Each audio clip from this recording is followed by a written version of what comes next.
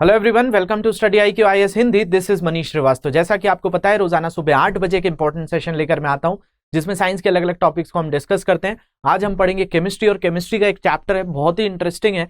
इसका पूरा का पूरा क्लासिफिकेशन समझेंगे हम एकदम बेसिक से, जिसको कहा जाता है पीरियडिक टेबल। आज आप पीरियडिक टेबल पढ़ते हैं। पीरियडिक टेबल में बहुत सारी चीजें हैं, कहीं S ब्लॉक है, कहीं P ब्लॉक है, कहीं D ब्लॉक है, कहीं F ब्लॉक है।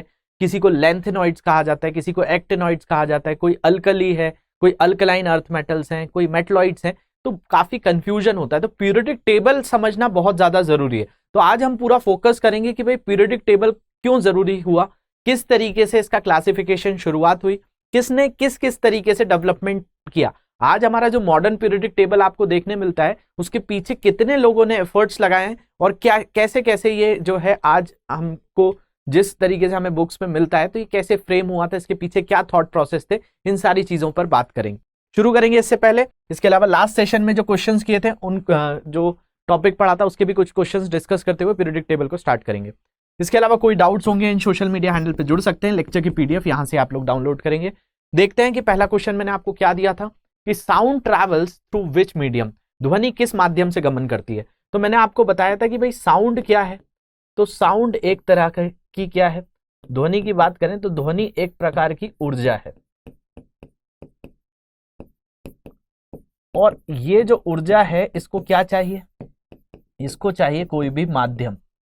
तो ये किसके थ्रू ट्रैवल नहीं कर सकती, तो हमने बात की थी कि भाई ये मीडियम तो चाहिए ही चाहिए, ये आपका वैक्यूम के थ्रू ट्रैवल नहीं कर पाती है, मतलब निर्वात से ये नहीं चल पाती है।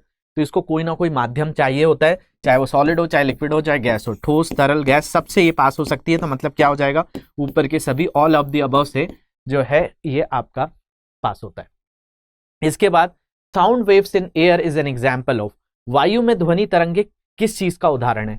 जो वायु में चीजें चलती हैं, देखिए दो तरह की तरंगे होती हैं, एक इस तरह की तरंगे होती हैं, इनको बोला जाता है ट्रांसवर्स वेव। ये जो है ट्रांसवर्स वेव का उदाहरण है, जो पानी के ऊपर दिख जाता है या साइन एंगल में दिखता है। लॉन्गिट्यूड में ये रहता है कि भाई कभी आपका सिग्नल तेज होगा, कभी कम होगा, मतलब एक ही डायरेक्शन में टू फ्रो जो चलता है, इसको कहा जाता है लॉन्गिट्यूडनल वेव्स। तो जो साउंड चलता है वो लॉन्गिट्यूडनल चलता है, लॉन्गिट्यूडनल को ही अनुदैर्घ्य तरंग कहा जाता है। तो इसका आंसर अनुदैर्घ्य हो जाएगा। इसके अलावा sound travels in air if, ध्वनि हवा में यात्रा करती है यदि कंपन हो। मेन चीज है इसके लिए वाइब्रेशंस। तो डिस्टर्बेंस जब मूव करता है तो वाइब्रेशन कंसिडर करते हैं, तो उसके थ्रू जो है आपका साउंड ट्रैवल करता है। अब आते हैं हमारे टॉपिक पे, जो कि क्या है, पीरियडिक टेबल। तो पीरियडिक टेबल आज हम बहुत सारा देखते हैं कि भाई पीरियडिक टेबल में कहीं पर S ब्लॉक मिलता है, कहीं पर आपको P ब्लॉक मिलते हैं, कहीं पर आपको D ब्लॉक मिलता है, इस तरह से आपको F ब्लॉक मिलता है। यहाँ पर आपको अलग अलग ग्रुप्स देखने मिलते हैं, ये ग्रुप 1 है, ग्रुप 2 है, 3, 4, 5, ऐसे 18 ग्रुप तक हैं। ये सारी चीजें आपने आज की डेट में देखी हैं। तो इसके पीछे किस किस लोगों ने अपने अपने हाइपोथेसिस दिए हैं, ये क्लासिफिकेशन की जरूरत क्यों पड़ी, इन सारी चीजों पर आज हम बात करने वाले हैं। तो पहले देखते हैं कि भाई क्या है। तो पीरियडिक टेबल एक अरेंजमेंट है of all the elements known to man in accordance with their increasing atomic number and recurring chemical property. आवर्त सारणी मनुष्य को ज्ञात सभी तत्वों की उनकी बढ़ती हुई परमाणु संख्या और आवर्त रासायनिक गुणों के अनुसार एक व्यवस्था है, उन्हें एक सारणीबद्ध व्यवस्था में मिश्रित किया जाता है, जिससे एक पंक्ति एक आवर्त होती है और एक स्तंभ एक समूह होता है। मतलब यहां पर एक रो जो होती है उसी को पीरियड कहते हैं, और कॉलम को ही ग्रुप कहा जाता है। तो ये जो चीज है आज हम पीरियडिक टेबल देखते हैं। लेकिन अगर हम बात करें तो ये चीज की जरूरत क्यों पड़ी, हमें एक पीरियडिक टेबल या फिर आवर्त सारणी की जरूरत ही क्यों पड़ी, ये एक क्वेश्चन आता है। तो बेसिकली अगर हमारे पास बहुत सारी चीजें हैं, जैसे घर में बहुत सारा सामान है, तो हम क्या करते हैं, कुछ चीजें, हमारे कपड़े जो हैं वो कबर्ड में रखेंगे, हमारी बुक्स जो हैं टेबल पे रखेंगे, हमारा जो भी स्टेशनरी वर्क है का चीजें हैं उनको हम अलग रखते हैं। तो ऐसा क्यों करते हैं, ताकि हम जो है चीजों के अंदर हमारी सहूलियत के हिसाब से काम कर सकें, मतलब हमारी फिजिबिलिटी देखते हैं। ऐसे ही जब एलिमेंट्स धीरे धीरे खोजना चालू हुए, आज तो हमारे पास लगभग जो है 110 से ज्यादा एलिमेंट्स हो चुके हैं, जिसमें से 94 तो आपको मिलेंगे कि जिनमें मेटेलिक प्रॉपर्टीज ही देखने मिलती है। तो ऐसे बहुत सारे, लगभग 118 तक तो हम पहुंच ही चुके हैं। तो देखा जाए इतने सारे एलिमेंट्स अगर हमें मिले तो इसके लिए कहीं ना कहीं एक तरीके का प्रयास किया गया कि इनको एक तरीके से ऐसे अरेंजमेंट प्रोवाइड किया जाए, एक इनको सूचीबद्ध किया जाए जिससे इनको हम आसानी से समझ सके इनकी भौतिक और रासायनिक गुणों के आधार पर। मतलब on the basis of their physical and chemical properties we are able to define the new elements which are found from time to time. तो ये जो चीज थी, ये एफर्ट कई साइंटिस्ट ने लगाया। तो पीरियोडिक टेबल आज जो हमें दिख रहा है उसके पीछे बहुत सारे जतन हुए। तो इसके पीछे जो है आपका, अगर हम बात करें तो बर्जीलियस के समय से ये चीज चालू हुई। बर्जीलियस ने सबसे पहले एक क्लासिफिकेशन दिया। इसके अलावा लेवोशियर का भी इसमें बहुत बड़ा रोल रहा। बाद में चलकर एक डोबरनियर करके व्यक्ति थे, उन्होंने भी इस चीज पर अपना एफर्ट डाला। फिर न्यूलैंड जो थे उन्होंने इस पर चीज करी। फिर फाइनली मेंडलीफ जो थे इनको चांस मिला। मेंडलीफ के बाद मॉसले। तो बेसिकली इतने सारे लोगों से होता हुआ हमारा पीरियोडिक टेबल बना। तो हम आज वही जर्नी समझेंगे कि भाई क्लासिफिकेशन आपको समझ में आ रहा है। कोई भी चीज अगर जैसे हमारे नोट्स ही हैं कि भाई हिस्ट्री के अलग हैं, पॉलिटी के अलग हैं, इकोनॉमिक्स के अलग हैं, साइंस के अलग हैं, तो हम पढ़ने के लिए आसानी हो जाती है। वैसे ही जब साइंटिस्ट को धीरे धीरे नए एलिमेंट्स मिलना चालू हुए तो उन्होंने उनको अरेंज करना चालू किया और उस अरेंजमेंट को आज हम पीरियोडिक टेबल बोलते हैं। लेकिन जब इन्होंने चालू किया था तब ऐसा पीरियोडिक टेबल का जो है बोला जाए कॉन्सेप्ट नहीं हुआ करता था। तो ये कैसे चीज चालू हुई और किस तरीके से ये एफर्ट जानना चालू हुआ, तो ये कहानी शुरू होती है 1800 से। 1800 के समय बताया जाता था कुछ एलिमेंट्स डिस्कवर हो गए थे। तो कुछ एलिमेंट्स में 15-16 एलिमेंट्स हुआ करते थे जो इनके पास हुआ करते थे। तो सबसे पहले जो अर्ली अटेम्प्ट्स थे, मतलब अर्ली अटेम्प्ट्स का मतलब जो शुरुआती प्रयास किए गए थे उनकी बात करते हैं। तो शुरुआती प्रयास जो थे अर्ली अटेम्प्ट्स ऑफ क्लासिफिकेशन की बात करते हैं। क्लासिफिकेशन का मतलब वही हो गया आपका वर्गीकरण करना। तो आवर्त सारणी ऐसे नहीं बनी है, बहुत सारी चीजों से बनी है। तो पहले जो है 3 बेसिस पर अर्ली जो है क्लासिफिकेशन हुए थे। इन तीनों चीजों को हम अच्छे से देख लेते हैं कि ये क्या क्या है। तो इसमें सबसे पहला जो था मेटल नॉन मेटल बेस था। उसके बाद आपका डोबरनियर ने एक ट्रायड दिया था, ये भी एक अर्ली क्लास तरीके का प्रयास किया गया था। और न्यूलैंड लॉ ऑफ ऑक्टेव्स भी हुआ करता था। तो आप सोच रहे होंगे ये क्या चीजें हैं, तो इनको थोड़ा सा समझते हैं कि भाई जब आज हम पीरियोडिक टेबल देखते हैं तो उसमें बहुत सारी चीजें हैं, लेकिन जब शुरुआती प्रयास किए गए थे तो इन 3 चीजों से शुरुआत हुई थी। अगर हम बात करें तो 1800 के में यहां तक हम पहुंचे थे और न्यूलैंड का जो एक्सपेरिमेंट हुआ था लगभग 1865 के अराउंड हुआ था। 1820 के आसपास, 15 से 20 के आसपास जो है डोबरनियर ने एक एक्सपेरिमेंट किया था। तो ये जो है लगभग एक ही 70 सालों में ये तीनों क्लासिफिकेशन किए गए थे। और बाद में 1869 के अराउंड जो है मेंडलीफ ने फिर फाइनली जो है पीरियोडिक टेबल बनाया था। उन्हीं को फादर ऑफ पीरियोडिक टेबल कहा जाता है। तो आज हम ये समझेंगे कि जो अर्ली क्लासिफिकेशन था उसके आधार क्या थे, वो क्यों फेल हुए, उनकी लिमिटेशंस क्या थी, इनके ऊपर भी आपको डायरेक्ट क्वेश्चंस आते हैं। तो सबसे पहली चीज जो आई वो metal non metal basis I. इसमें जो है किसका नाम आता है, तो बर्जीलियस का आता है। तो बर्जीलियस ने क्या किया, जितने भी उस समय तक एलिमेंट्स मिले थे इन एलिमेंट्स को लिया, इन तत्वों को लिया और इन तत्वों को इस बेसिस पे डिवाइड कर दिया कि भाई कुछ मेटल्स हो जाएंगे, कुछ नॉन मेटल्स हो जाएंगे। तो लोगों ने कहा कि बहुत अच्छा किया आपने कि आपने इस तरीके से डिवाइड कर दिया धातु और अधातु के आधार पर। तो कुछ समय तो इनकी जो थ्योरी थी वो काम करी, लेकिन उसके बाद क्या हुआ, इनमें कमियां निकालना चालू हो गए लोग। उन्होंने कहा कि भाई मेटल्स में देखते हैं हम, तो भाई एक मेटल मिल रहा है हमको सोडियम, ये बहुत ज्यादा रिएक्ट करता है, बहुत तेजी से जो है, बहुत ज्वलनशील है, इसको हवा में के संपर्क में आता है तो इसमें आग लगने लगती है। तो ये जो है ये हाईली रिएक्टिव है। पोटेशियम के साथ भी देखा गया हाईली रिएक्टिव है। तो ये कुछ ऐसी चीजें थी जो बहुत ज्यादा क्रियाशील हुआ करती थी। तो यहां पर एक बात आई कि भाई क्रियाशीलता भी तो है इनके अंतर्गत, हम कैसे आधार पर मेटल्स और नॉन मेटल्स को डिवाइड कर सकते हैं। तो इसके बाद एंट्री हुई डोबरनियर की। डोबरनियर ने कहा कि भाई हम एक त्रियक के तौर पर, ट्राइड के तौर पर इनको अरेंज कर सकते हैं। तो उनसे पूछा कि आप कैसे अरेंज करेंगे, अभी तक तो मेटल नॉन मेटल के आधार पे हो रहा है। तो उन्होंने कहा कि मैं कुछ ऐसे एलिमेंट्स लूंगा जिन एलिमेंट्स का जो भी एटॉमिक मास होगा, परमाणु जो भार होगा, उसके आधार पर मैं उनको ऐसे जोड़े बनाकर दूंगा जिसमें आपको कुछ सिमिलर प्रॉपर्टीज देखने मिलेंगी। तो लोगों ने बोला कि आप बनाइए। तो उन्होंने कुछ ट्राइड जो है डेवलप किए, जिसको डोबरनियर ट्राइड कहा जाता है। उस समय तक ये जब प्रयास किया गया था 1815 के आसपास की बात करें तो उस समय तक 16 एलिमेंट्स डिस्कवर हो गए थे। 16 से ज्यादा एलिमेंट्स उस समय बताया जाता था, 16 से ज्यादा हो चुके थे। लेकिन इनका जो ट्राइड था, इनका जो त्रियक था, वो कुछ इस तरीके से था। इन्होंने 3-3 के पेयर्स में अरेंज किया, इसीलिए इसको ट्राइड्स या त्रियक कहा जाता है, डोबरनियर का त्रियक। तो इन्होंने क्या बोला कि भाई मैं कुछ एलिमेंट्स जो है अरेंज करता हूं। कैसे? ट्रिपलेट्स के फॉर्म में, ट्राइड्स के फॉर्म में। अगर इसमें आप देखोगे तो जो पहला एलिमेंट है, फर्स्ट एलिमेंट और थर्ड एलिमेंट, मतलब यहां पे पोटेशियम हो गया और यहां पर लिथियम हो गया।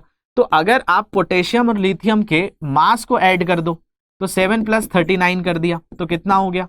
तो 46 हो गया। अब इस 46 को 2 से डिवाइड कर दो तो आपका आ जाएगा 23। तो उन्होंने बोला कि भाई देखो इनके अंदर प्रॉपर्टी सेम है, आप पहले और तीसरे को प्लस करो तो उसको डिवाइड करोगे तो बीच वाले का आ जाएगा। तो उनसे बोला कि अच्छा। तो फिर जब इस पे चेक किया गया कैल्शियम और बेरियम पे तो 40 और 137, तो 40 और 137 की अगर हम बात करें तो ये हो जाता है 177। तो 177 को अगर आप डिवाइड करेंगे 2 से तो ये कितना आ जाएगा? 2 8 जा 16, तो 88.5 आ जाएगा। तो यहां पर भी ये चीज चल गई। इसके बाद अगर हम बात करें, ये है 35.5, 35.5 + 127, तो इन दोनों को ऐड किया जाएगा तो आपका कितना होगा? 127 और 35 को ऐड कर देते हैं तो ये हो जाता है आपका 162। 162 का अगर आधा करते हैं तो 81 आ जाता है। तो बेसिकली एग्जैक्ट नहीं आ रहा था लेकिन आसपास आ रहा था। तो इनके ट्राइड को काफी सराहना मिली कि भाई इन्होंने एक तरीके से वर्गीकरण करा जिसमें आपको फर्स्ट और थर्ड एलिमेंट जो मिल रहा है वो बीच वाले का एटॉमिक मास निकल कर आ जा रहा है। लेकिन फिर जो चीजें हुई कि डोबरनियर से कहा गया कि भाई अब जो नए एलिमेंट्स आ रहे हैं और जो बाकी बचे हुए, आपने तो सिर्फ 9 ही चीजों पर अप्लाई किया, जो बाकी चीजें हैं उन पर क्या अप्लाई होगा? तो ये उसका आंसर नहीं दे पा रहे थे। दूसरी चीजें पूछी गई कि भाई जो और भी नए एलिमेंट्स डिस्कवर होंगे उनका क्या होगा, उसका भी इनके पास कोई आंसर नहीं था। दूसरा पूछा गया कि भाई आपने ये अरेंज तो कर दिया है लेकिन इन अरेंजमेंट जो है केवल मास के नंबर पे है, इसमें भी देखा जाए तो एग्जैक्ट नंबर नहीं आ रहा है, तो इसका क्या आंसर है? तो इस तरीके से जो ट्राइड था वो भी पूरी तरह से सफल नहीं हुआ क्योंकि इसमें काफी कमियां निकल कर आने लगी, क्योंकि ये पूरे के पूरे जो एलिमेंट्स थे उस समय नोन, उस पर तो अप्लाई ही नहीं होता था। और दूसरा, नए एलिमेंट्स के लिए कोई भी जगह नहीं थी और इनके बीच में कोई भी तरह की जो है सिमिलर प्रॉपर्टीज जो होनी चाहिए वो भी देखने नहीं मिल रही थी। तो ऐसे जो है कई ट्राइड्स इन्होंने बनाए थे, तो इस पे जब सवाल पूछे गए तो इनके पास आंसर नहीं था। तो इसके बाद 1865 में इंग्लैंड के अंदर न्यूलैंड जो थे उनको म्यूजिक का काफी शौक था। तो म्यूजिक में अगर आप देखेंगे तो म्यूजिक में एक चीज होती है कि जैसे कि आपने म्यूजिकल नोट्स होते हैं जिनको स्वर कहा जाता है। इन स्वरों को अगर हम देखें, अगर भारतीय शास्त्रीय संगीत में भी देखें तो होता है सा, रे, गा, मा, पा, धा, नी और सा। तो अगर हम यहां देखते हैं तो फर्स्ट नोट का ये है, second, third, fourth, fifth, sixth, seventh और एट्थ। तो जैसे कि हमारा सा जो है जब बोला जाता है तो 8वें नंबर पे फिर सा आ जाता है, सारे गामा पाधा नी सा, तो सा फिर से आ जाता है। तो म्यूजिकल नोट्स में इनका कहना था कि भाई इनको म्यूजिक का शौक था, तो इन्होंने बताया ऑक्टेव। ऑक्टेव मतलब होता है 8, जिसको न्यूलैंड का अष्टक नियम कहा जाता है। तो इन्होंने एक लॉ दे दिया, न्यूलैंड लॉ ऑफ ऑक्टेव्स। अब ये क्या चीज थी तो इसको भी समझ लेते हैं। इनका कहना था कि भाई जितने भी पीरियोडिक टेबल में एलिमेंट्स हैं उन एलिमेंट्स में अगर हम देखते हैं तो जो पहला एलिमेंट है और 8वां एलिमेंट है वो एक जैसा ही होता है। मतलब एक, अगर उनको हम किस बेसिस पर अरेंज कर दें, उनको हम अरेंज कर दें एटॉमिक मास के बेसिस पर, मतलब हम उनको परमाणु भार के आधार पर अगर विभाजित करते हैं बढ़ते हुए परमाणु भार में, तो जो पहला जो खोजा हुआ धातु है या कोई भी वस्तु तत्व है वो 8वें के साथ जो है कई तरह की समानताएं दिखाता है। तो इस तरीके से इन्होंने लॉ दिया। अब इनके लॉ से बहुत सारे एलिमेंट्स आए। इस समय तक बताया जाता है कि 1865 तक लगभग 56 से ज्यादा जो है तत्व खोज लिए गए थे, 56 एलिमेंट्स नोन हो गए थे। तो इन्होंने ऐसा लॉ दिया जो कि इसको कहा जाता है न्यूलैंड्स लॉ ऑफ ऑक्टेव्स या फिर न्यूलैंड्स का अष्टक का नियम। ये कुछ इस तरीके से हुआ करता था। अब यहां पर इन्होंने बताया कि भाई ये हीलियम हाइड्रोजन है पहले पर, दूसरा लिथियम है, gallium, boron, carbon, nitrogen, oxygen और 8वां जो एलिमेंट है वो फ्लोरीन। तो ये दोनों जो है आपके क्या करेंगे, तो ये आपस में एक तरीके से सिमिलैरिटी शो करेंगे। तो उस समय तक 56 एलिमेंट आ चुके थे। तो इस तरीके से इन्होंने अष्टक जमा दिया।